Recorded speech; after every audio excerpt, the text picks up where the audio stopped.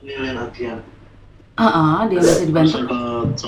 Sampai sekarang kan aku ada lihat live-nya gitu kan. Oke, siap. Aku dulu kan kerja di Kamboja ya, sebelumnya aku admin judi online. Sebelum Kamboja booming itu aku admin judi online di Jakarta. Oh, oke. Yang di mana? Yang Di awalnya P, bener nggak awalnya P?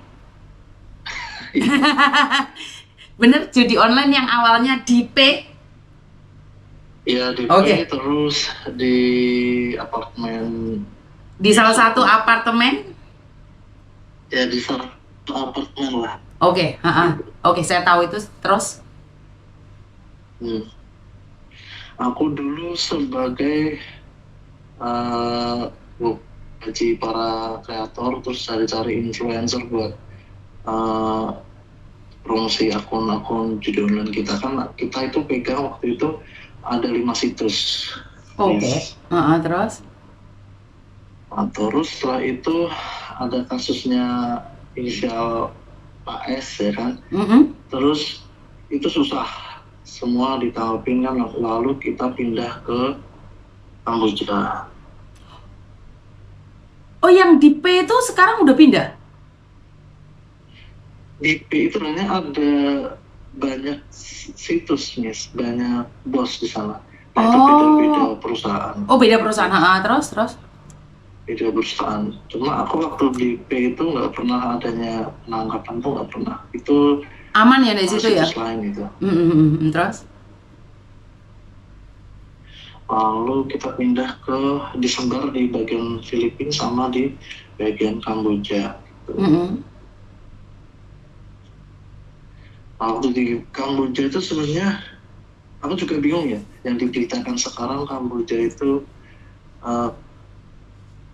ya kalau setauku waktu aku di sana sih dijaga sama polisi sendiri. Jadi sebenarnya tuh kita ada polisi masing-masing komplek, itu ada polisinya gitu. Jadi orang luar tuh nggak bisa masuk di komplek gitu. Ada scam, ada judi online, ada macam-macam. Iya, termasuk wanita-wanita penghibur. Betul, itu ada. Itu ada. Dan kita pun di sana benar-benar disediakan fasilitas. Kalau untuk penyetruman atau semacamnya itu selama aku di sana belum ada sih. Kalau ada yang bunuh diri itu memang ada di sana. Waktu itu orang Indo cuma nggak terekspos ya. Jadi aku juga kurang tahu, setelah itu langsung sama polisi yang di wilayah situ. Oke, posisimu sekarang ada di mana nih? Posisimu saat ini ada di mana? Kalau aku sekarang di Kamboja. Kamu di Kamboja? Enggak, udah lepas dari itu. Soalnya nomor HP-mu bukan Kamboja. Aku di Amerika sekarang. Oke, berapa tahun yang lalu? 3-4 tahun yang lalu kamu ada di Kamboja? 2 tahun yang lalu aku di Kamboja waktu itu. Oke. Saya kasih tahu kamu, sebenarnya informasi tentang Kamboja 3-4 tahun yang lalu saya dan Mas Uya sudah memberitakan ini. Tetapi tidak sevulgar hari ini. Karena mereka korbannya tidak berani speak up. Kalau yang dulu itu nggak berani speak up. Saya pernah 2 tahun yang lalu anak Lampung meninggal dunia, nggak bisa dipulangkan karena biayanya cukup mahal. Saya memberikan uang takziah kepada keluarganya sebesar 10 juta. Itu sebenarnya udah saya berhenti, nggak mau nolong orang, dan siapapun yang menelpon saya berbicara tentang Kamboja saya stop. Saya memang nggak mau membahas lagi. Dan di KBRI Kamboja sendiri sebenarnya udah males sih ngurusin kayak gitu saking banyaknya. Betul. Teman-temanku pun nggak keurus. Yang sempet kan ada demo tuh orang Indonesia yang kerja di judi online di tempat waktu itu demo karena gajinya nggak sesuai. Terus keluar semua, paspor ambil, yang sebagian ada yang dibawa lari sama situs lain. Betul. Dipaksa gitu, dimasukin ke mobil, dipaksa gitu untuk kerja di sana dengan gaji sekian. Sampai sekarang ada juga yang belum balik gitu.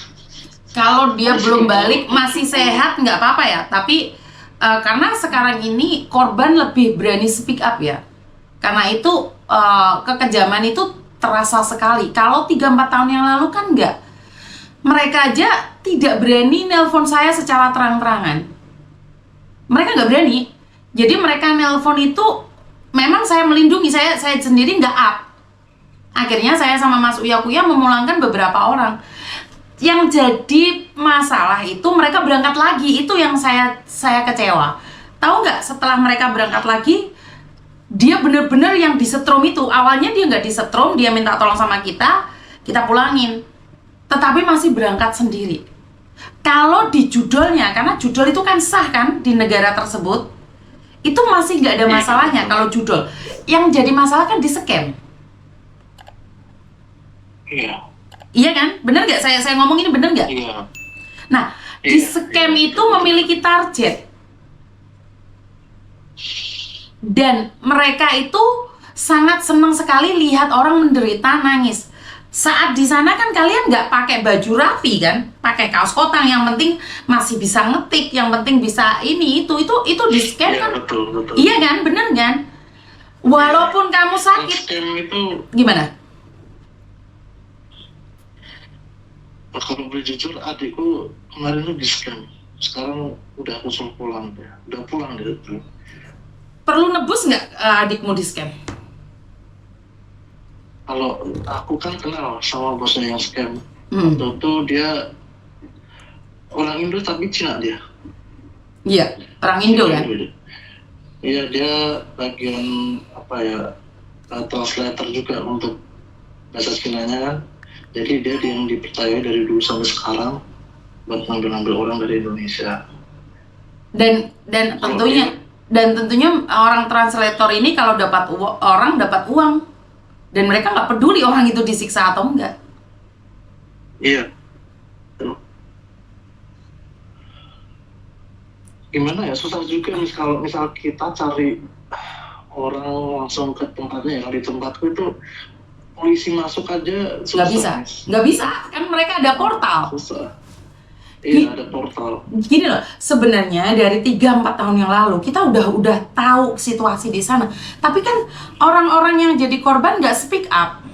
Mereka takut karena mereka, gini loh, banyak orang yang bilang lawan aja Kamboja. Masa sih 10 orang nggak berani ngelawan? Mereka nggak tahu, manggilnya satu-satu, disiksanya satu-satu di depan orang banyak. Bener nggak sih? Kalau itu aku nggak berani ngomong ya. Karena gini loh, kita dulu dijajah oleh Belanda, dijajah oleh Jepang. Sekarang yang jajah itu Londo Ireng, orang kita sendiri. Betul. Kita nggak akan bisa berkembang. Basic kita aja udah diteror oleh Londo Ireng. Dan mereka nggak peduli betapa sakitnya, betapa menderitanya. Saya sudah dapat informasi ini sudah lama, tapi saya itu sopo. Bener gak sih? Kayak kamu ya, kamu laporan, malah kamu yang ditangkap. Bener gak sih? Iya, benar. Pencemaran nama baik. Iya. Yang menjajah kita bukan orang lain, tapi yang menjajah kita adalah orang kita sendiri, saudara kita sendiri. Itu yang membuat saya sedih hari ini. Kalau yang booming itu sekarang itu di bagian mana Kamboja ya, Miss? Sebenarnya Myanmar kemarin kan yang dipulangkan kebanyakan dari Myanmar karena terjadinya gempa tadi. Jadi sama aja semuanya booming. Kenapa ya? Ada juga itu ya, Buffet itu kan. Aku dulu di Buffet nih, perbatasan Vietnam sama Kamboja itu. Enggak, lagi segitu enggak. Orang Indonesia di sana. Segitu enggak. Bayu, ya udah, yang itu wes. Berapa jam itu? Berapa jam? Sebentar ya Mas ya, soalnya anak saya telepon sebentar. Iya.